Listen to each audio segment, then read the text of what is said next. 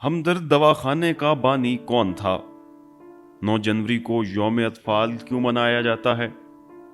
इस शख्स ने पाकिस्तान में किन इदारों की दाग बेल डाली और इन्हें सितारा इम्तियाज और निशान इम्तियाज से क्यों नवाजा गया?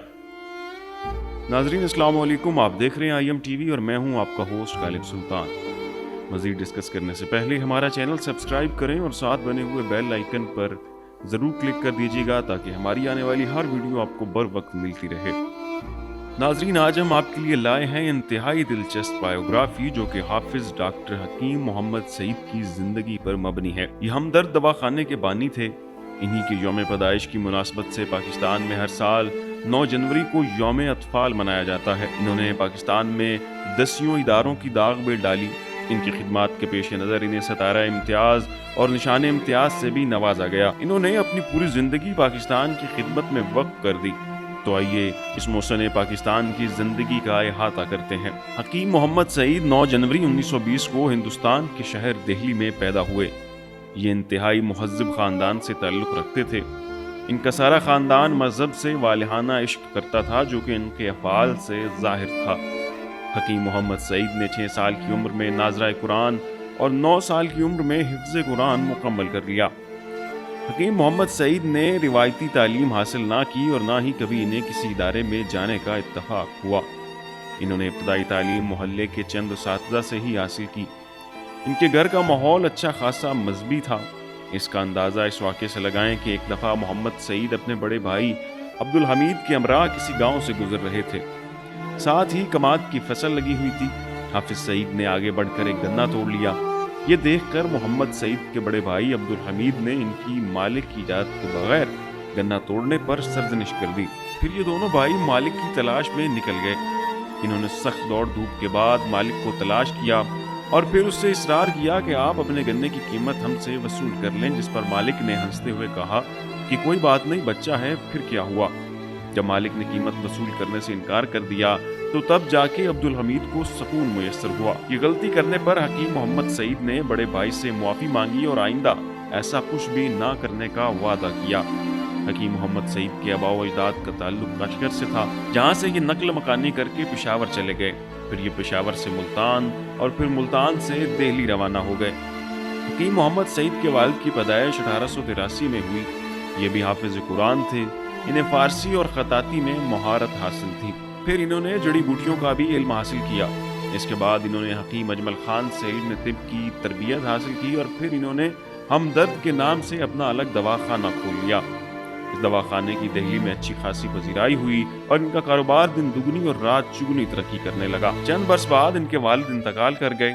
इसके साथ ही हिंदुस्तान का बंटवारा हो गया तो हकीम मोहम्मद सईद ने पाकिस्तान आने का फैसला किया। इनका बड़ा भाई अब्दुल हमीद इन्हें पाकिस्तान जाने से रोकता रहा, लेकिन मोहम्मद सईद ने अपने बड़े भाई की एक न मानी और पाकिस्तान आने के लिए मुसलसल इसरार करते रहे।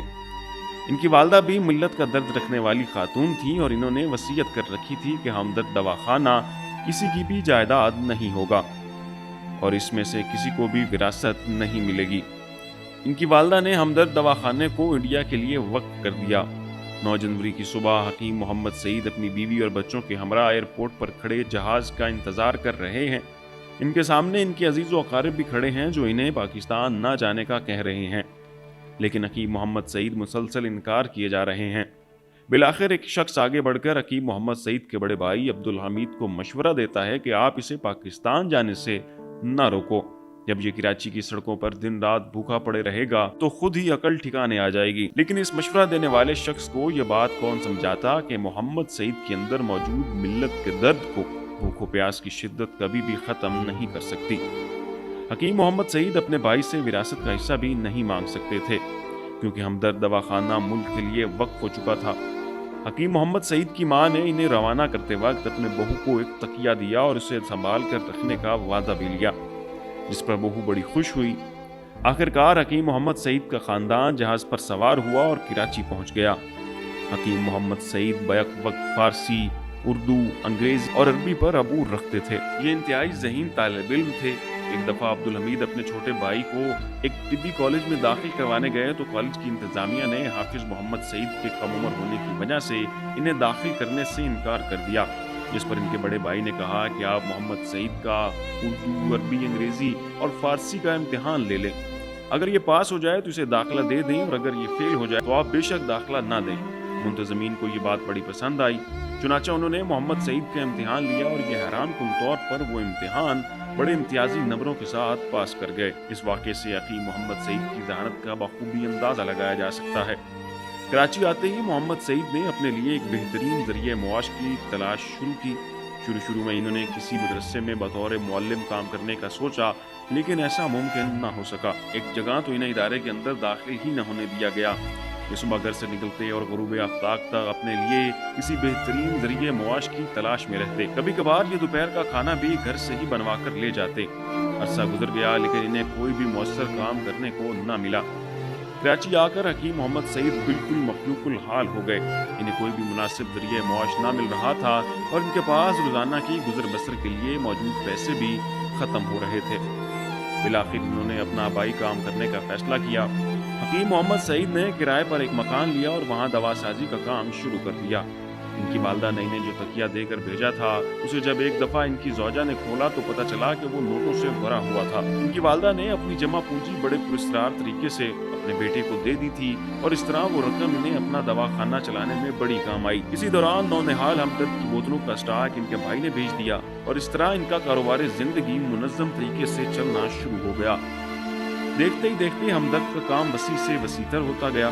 جب یہ خود کفیل ہو گئے تو انہوں نے اپنے بھائی کی بھیجی گئی بوتلوں کی رقم بھی واپس بھیج دی۔ پھر انہوں نے بچوں کی تعلیم و تربیت کے لیے ماہنامہ نونہال شروع کیا، جس کے ذریعے بچوں کی مذہبی تعلیم و تربیت کا سدباب کیا گیا۔ یہ ماہنامہ اب بھی شائع ہوتا ہے۔ 1966 میں حکیم محمد سعید نے حکمت و تحقیقات کا ادارہ بنایا، اور پھر ہمدرد طبیہ کالج کی داغ بیل ڈالی، جس کا 14 اگست کو باقاعدہ آغاز کیا گیا۔ حکیم محمد سعید بڑے شفیق انسان تھے۔ انہوں نے کبھی بھی پیسے کا لالچ دل میں نہ رکھا، اور پیشے کو بطور خدمت سمجھ کر سر انجام دیا۔ جب انفلوئنزا کی مرض نے زور پکڑا تو انہوں نے دن رات مریضوں کا علاج کیا، جس کی بدولت یہ خود بھی اس مرض میں مبتلا ہو گئے۔ ان کی حالت بھی تشویشناک ہو گئی، لیکن پھر کچھ عرصہ لوگوں کے علاج کو ترک کرنے سے یہ صحت یاب ہو گئے۔ قیام پاکستان کے 1 سال بعد قائد اعظم انتقال کر گئے تو لیاقت علی خان پاکستان کے پہلے وزیر اعظم بنے۔ پھر 16 اکتوبر 1951 کو وہ بھی جام شہادت نوش کر گئے۔ ان کے بعد اقتدار کی رسہ کشی شروع ہو گئی، اور قیام پاکستان کی اصل روح کو فراموش کر دیا گیا۔ نئے حکمرانوں نے ملکی مفادات پر ذاتی مفادات کو ترجیح دی، اور ملکی ترقی میں حائل ہونے لگے۔ ایسے میں ملکی مسائل کی جانب حکومت کی توجہ بہت کم ہو گئی۔ تو حکیم محمد سعید نے شام ہمدرد کے نام سے ایک ادارے کا آغاز کیا۔ اس میں یہ ملک بھر کے دانشوروں اور علماء کو اکٹھا کر کے ملکی مسائل پر بات چیت کرتے، اور پھر ایک حتمی رپورٹ بنا کر اسے حکومت کے حوالے کر دیتے۔ ان کے اندر قوم و ملت کا بے تحاشا درد تھا، اور اسی درد نے انہیں ان کے عزیز و اقارب سے الگ کر دیا تھا۔ انہوں نے کسی بھی چیز کی فکر کیے بغیر خدا پر بھروسہ رکھتے ہوئے پاکستان آنے کا فیصلہ کر لیا تھا، اور یہاں آ کر انہوں نے اپنے شاہانہ طرز زندگی کو ترک کر کے ایک فقیر زندگی کا آغاز کیا۔ انڈیا میں ان چند لوگوں میں شامل تھے جن کے پاس کار ہوا کرتی تھی۔ کار یا تو انگریز استعمال کرتے تھے یا ہندوستان کے چیدہ لوگ، اور حکیم محمد سعید کا خاندان بھی انہی میں سے ایک تھا۔ پاکستان آ کر یہ ملک و قوم کی ترقی کے لیے پیش رہے۔ اکثر یہ لوگوں کا علاج تو کرتے، لیکن ان سے فیس وصول نہ کرتے۔ حکیم محمد سعید ایلوپیتھی اور ہومیوپیتھی کے بھی معترف تھے۔ 1963 میں پاکستان سے ایک طبی وفد سرکاری دورے پر چین روانہ ہوا، جس میں حکیم محمد سعید بھی شامل تھے۔ انہوں نے چین جا کر ان کے طبی نظام کا بڑا تحقیق مطالعہ کیا، اور پھر واپس آ کر ایک کتاب لکھ ڈالی جس کا نام انہوں نے میڈیسن ان چائنا رکھا، اور ان کی اس خدمت کے اطراف میں انہیں ستارہ امتیاز سے بھی نوازا گیا۔ ان کی اس کتاب کی بڑی پذیرائی ہوئی، اور چینی متعلقہ حکام نے بھی ان کی ستائش کی۔ حکیم محمد سعید اکثر اپنے احباب کے ہاں ہمیشہ اس بات کا رونا روتے رہتے کہ ہمارے اسلاف کا تحقیقی کام ضائع ہو چکا ہے، ہمیں اسے اکٹھا کر کے دنیا کے سامنے پیش کرنا چاہیے تاکہ علم طب کو اسلامی نقطہ نگاہ کے حساب سے مسلمانوں کے لیے ڈالا جا سکے۔ وہ اکثر کہتے تھے کہ ہماری اکابرین کے تحقیقی کام سے بے خبری افسوسناک ہے۔ نومبر 1959 میں انہوں نے ابن الحسم کا 1000 سالہ جشن منانے کا فیصلہ کیا۔ ابن الحسم عظیم مسلمان سائنسدان تھے جنہوں نے علم طب میں خاطر خواہ کام کیا تھا۔ ابن الحسم نے ایک کتاب بھی لکھی تھی جس کا نام انہوں نے کتاب المناظر رکھا۔ یہ کتاب انتہائی لاجواب تھی، لیکن یہ دنیا کی نظروں سے اوجھل ہو چکی تھی۔ چنانچہ حکیم محمد سعید نے اس کتاب کو منظر عام پر لانے کا فیصلہ کیا۔ اس کتاب کو ڈھونڈنے کے لیے یہ سب سے پہلے ترکی گئے، پھر وہاں سے بغداد، پھر وہاں سے یہ مصر روانہ ہو گئے، لیکن انہیں کہیں بھی اس کتاب کا نام و نشان تک نہ ملا۔ اسی دوران سننے میں آیا کہ ابن الہیثم کی کتاب کا ایک انگریز رائٹر نے انگلش میں ترجمہ کر کے اسے ضائع کر دیا تھا۔ وہ رائٹر ہارورڈ یونیورسٹی سے تعلق رکھتا تھا۔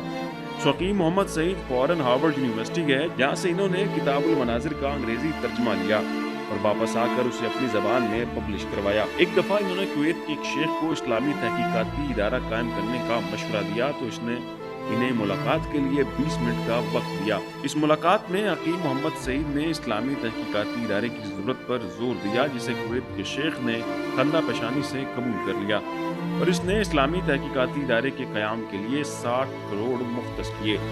اس کے بعد انہوں نے البیرونی کے تحقیقی کام کو دنیا کے سامنے لانے کا فیصلہ کیا، اس میں بھی یہ بڑی حد تک کامیاب ہو گئے۔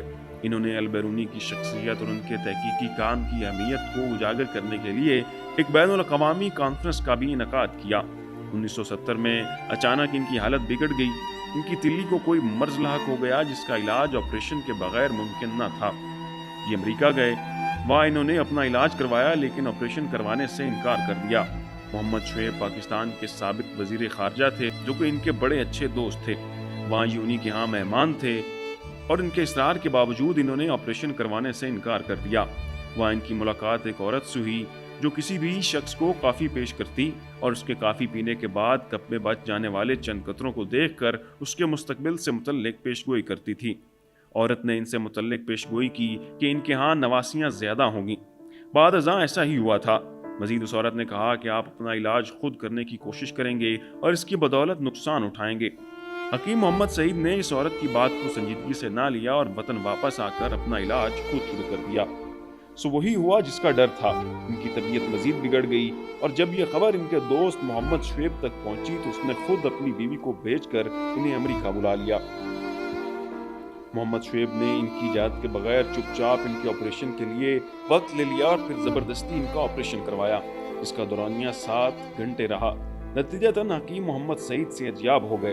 1970 میں مولانا کوثر نیازی نے محمد سعید کو سیاست میں آنے کا مشورہ دیا لیکن انہوں نے انکار کر دیا۔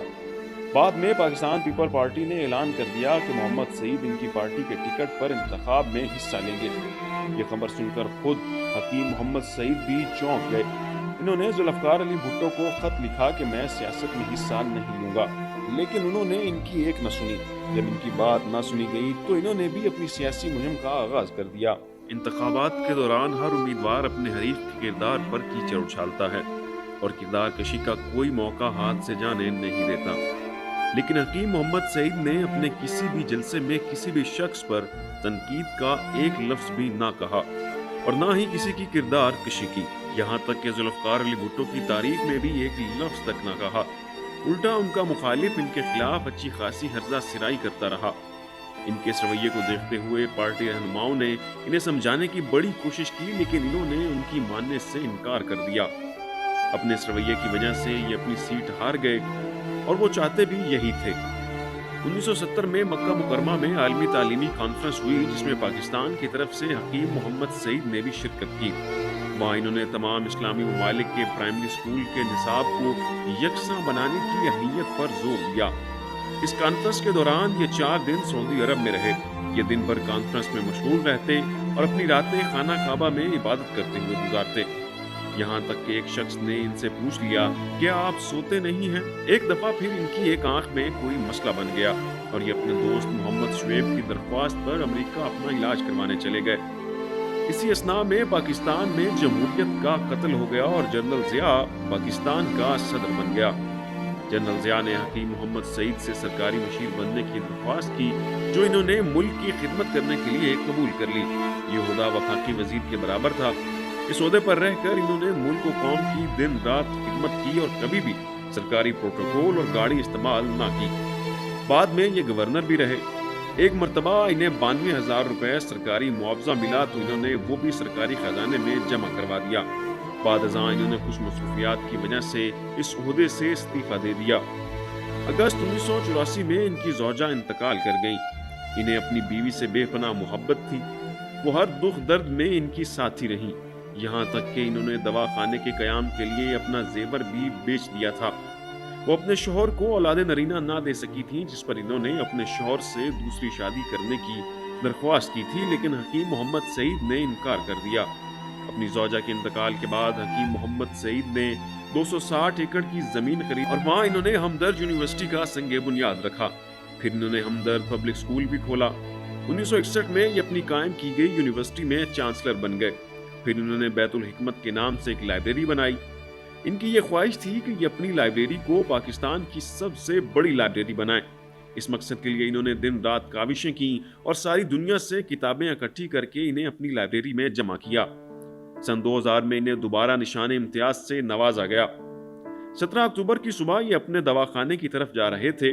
جب یہ دواخانے پر پہنچے اور اپنی گاڑی سے اترے تو 3 اطراف سے نامعلوم افراد نے ان پر گولیاں برسا دی اور حکیم محمد سعید شہید ہو گئے۔ انہوں نے تشکیل پاکستان میں بھی اہم کردار ادا کیا تھا اور اپنی پوری عمر پاکستان کی خدمت میں صرف کر دی۔ چنانچہ ان کی خدمات کے پیش نظر ان کے روز پیدائش یعنی 9 جنوری کو پاکستان کا یوم اطفال قرار دیا گیا۔ مرنے سے قبل انہوں نے اپنا ادارہ ہمدرد قوم کے نام وقف کر دیا تھا۔ تو ناظرین، یہ تھی حکیم محمد سعید کی بایوگرافی۔ آپ کو ہماری کریشن کیسی لگی؟ اپنی رائے کا اظہار نیچے کامنٹ باکس میں ضرور کیجیے گا۔ اس ویڈیو کو لائک ضرور کریں، اپنے عزیز دوستوں اور رشتہ داروں کے ساتھ شیئر بھی ضرور کیجیے گا اور دیکھتے رہیے IM TV۔ اسی کے ساتھ اپنے میزبان غالب سلطان کو اجازت دیجیے۔ اللہ حافظ۔